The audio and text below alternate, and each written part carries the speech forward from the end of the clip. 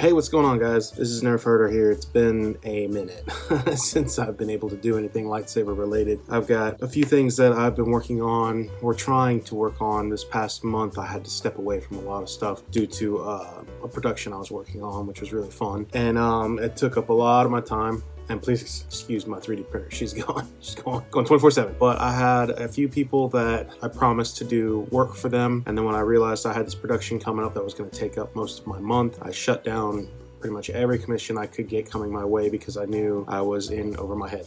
So everyone's been extremely patient, and I can't tell you guys how much I appreciate that, because it is a lot of pressure to have these things sitting here just waiting for me to have time to do them. But I did this one a while ago. A friend of mine, Jonathan Hoffman, he reached out to me, who took on 2 commissions for Cameron. Due to physical problems, he had to go to the hospital, and a lot of life happens and gets in the way. He was like, hey, can you take these over for me and help me out so Cameron can get his hilts a lot sooner than when he could get it. So normally I strictly do not ever jump into the middle of a commission. It's just a lot of variables that I'm not too comfortable with. I like to start from ground zero and work my way up, jumping in halfway and not knowing what's been done and whatnot. And then, my reputation gets on the line if something's wrong. So, but Jonathan's a good dude. When I got this hilt, this was I've already got the blade in it because it's a pain in the butt. I'll talk about that in a second. This is one of the 2 hilts that were sent to me. This is really cool. This is the KR Sabers,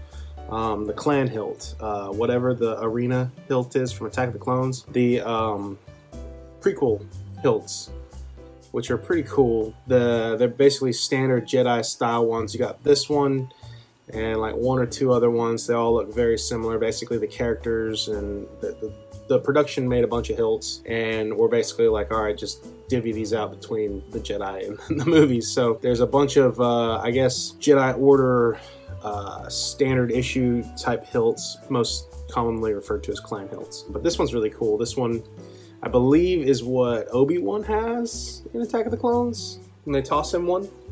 This thing's a little bit tricky. I'm going to go ahead and show the blade first and swing it around a little bit. This is just stock on here for configuration wise, but I switched some settings to make it perform a little better. It's tricky to get in and out, so again, let's just jump right into playing around with it, and then I will show you, Cameron, how it operates. So this is your power, and this is going to be your auxiliary. So I got quick ignite, so it just woke up immediately.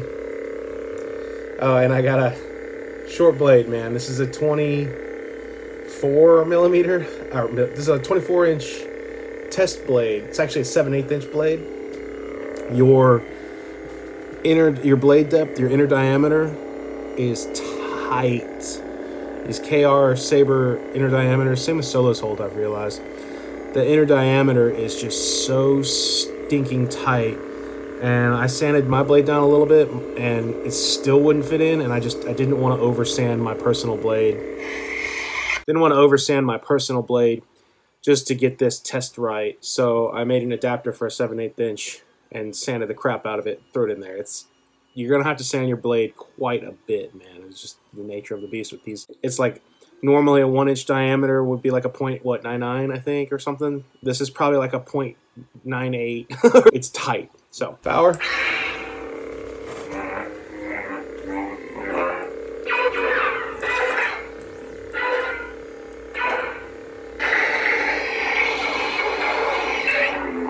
Whoop. Sorry, that's the blade. Still works. It's just, this is just to show you that the blade works. Very comfortable saber. Sorry, I can't swing it around too crazy because this will probably fall out, but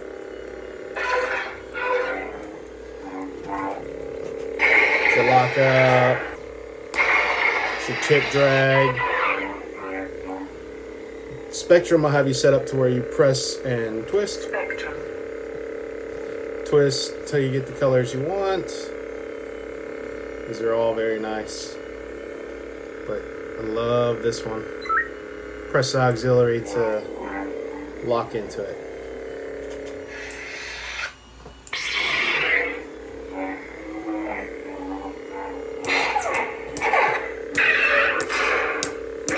Again, I'm not gonna get too crazy because I don't want this blade to fly out. I mean, that's It's just in there just enough, just to show it off.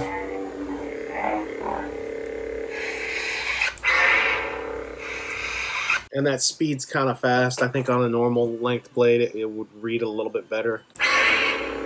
So I'll have to slow that down for you if you want me to, but let's go for another sound font.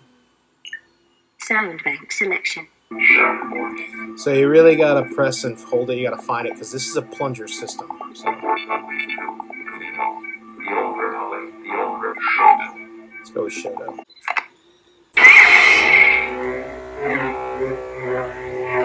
Spectrum.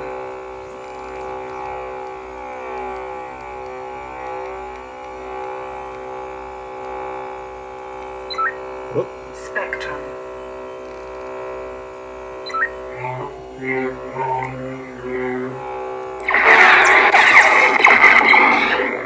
It's a trap!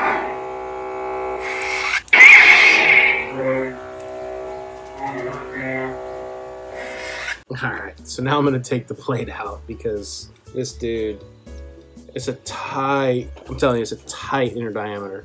So you can take it off, which is really cool.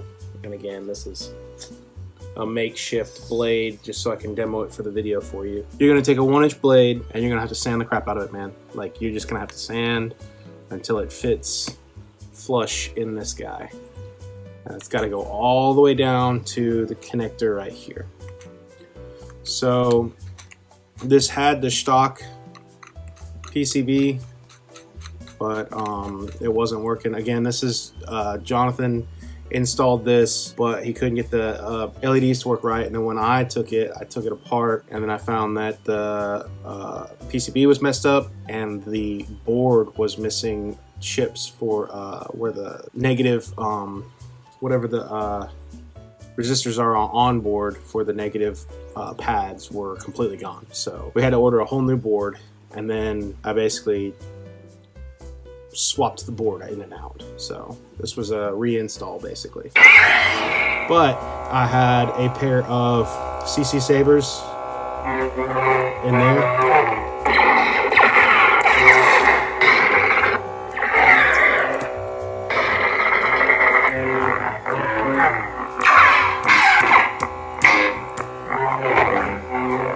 So everything works great.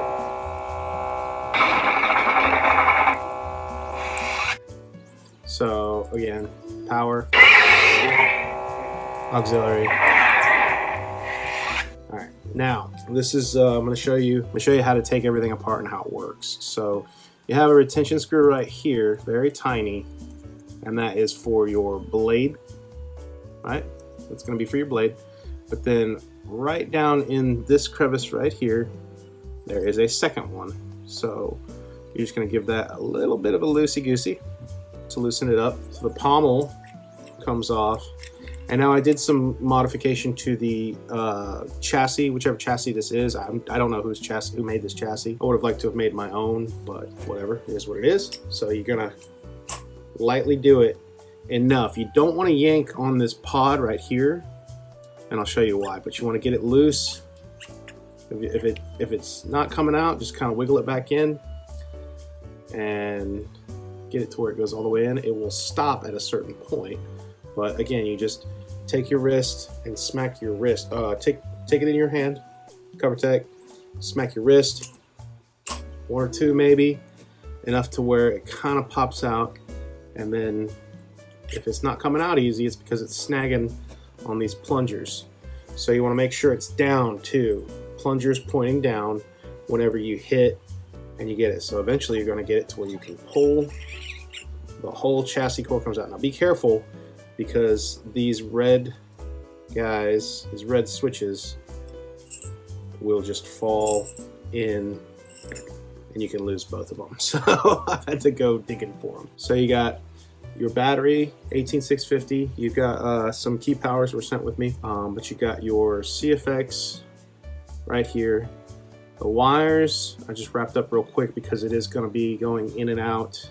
So I just kind of kept them there so they're all snug and not getting in the way of hitting anything.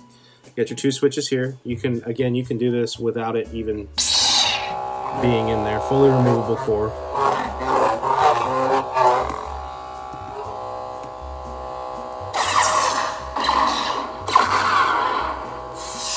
And one thing I'm going to suggest to you, man, and it's kind of a pain in the butt, I know, trust me, I tried to make it really easy for you to get your battery out. It's going to be a pain in the butt. I tried putting a ribbon in here, but the tightness of the ribbon, and it just made it to where it pinched. The inner wall would get bigger, and I couldn't get it in. So best bet is get a thick guitar pick. Seriously, this is like one of the best. If I have another one, I'll send it with you, but this cheap little guitar picks, whatever. And then right here in the middle part, you can get in between the battery. You can get in between the battery and the holder, and then you just pry it up. Whoop, and it'll pop out just like that. So this is my battery because your batteries are dead, so it's not pretty. So it's not a pretty battery. I think the sticker came off. Positive is the button top, negative is the flat. You're gonna look in there, you're gonna see positive and negative. Make sure you always put this in right. Spring side, no, I'm just kidding, there's no spring. But make sure the negative goes in positive and you just press it in.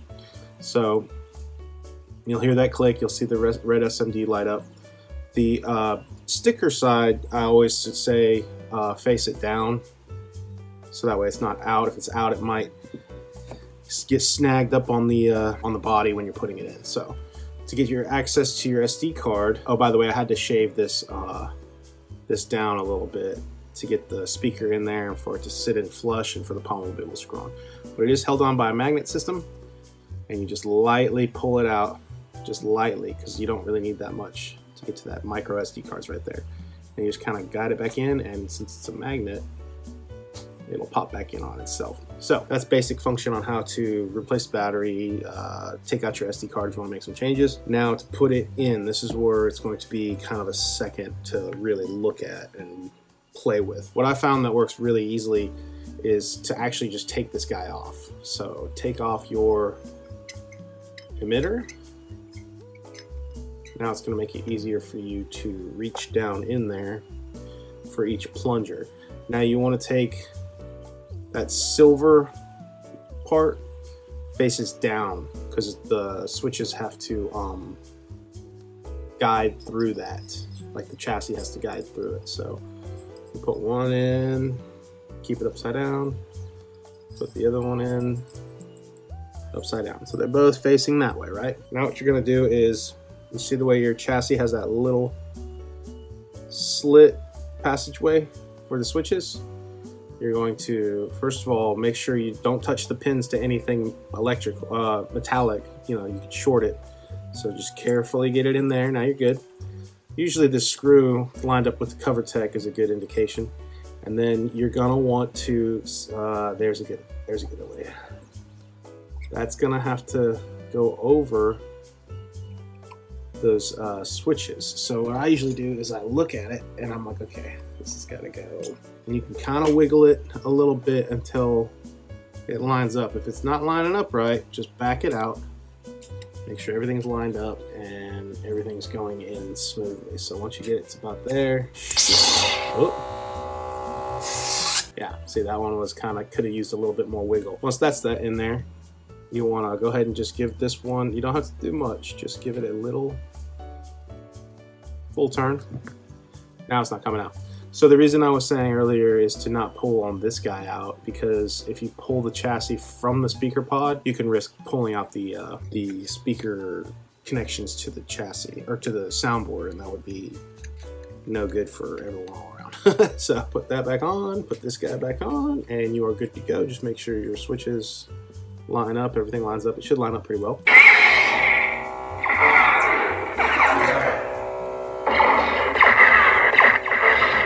You are going to have to kind of feel it out and get comfortable on the auxiliary. But there you go. This is a very cool saber. I really like the way it feels. It's such a nice, it's so nicely machined, and it's just comfortable. Oh, there you go. I'll have to look at the other one you have, but first I have to finish up these other ones from you know, I got one I got to do for Nathan really soon. His is up next. I'm just trying to catch back up on the work that I had to stop had to stop and say, hey, this is a cutoff because I can't get to these just yet. So thank you so much for being patient on that. To everyone else, thank you for being patient. I know I got to finish something for Michael and for Nathan, and yeah, I got stuff I'm trying to catch up on. But thank you guys for being patient on it. I really appreciate that, because I'm not just sitting on your stuff. It's just one of those things where it's like I need to have a day to do it. There we go. So hope you like it, man. I'll get with you. I mean, I can go ahead and send this out to you, and then send the Obi-Wan next. That way it'll give you something to kind of play with until I get the other one done. So all right, guys, that'll do it for this one. Cameron, I'll be in touch. Got a lot of stuff I'm working on, trying to get caught back up so I can play with lightsabers again. So thank you so much for watching, and until next time, may the Force be with you. Who's scruffy looking?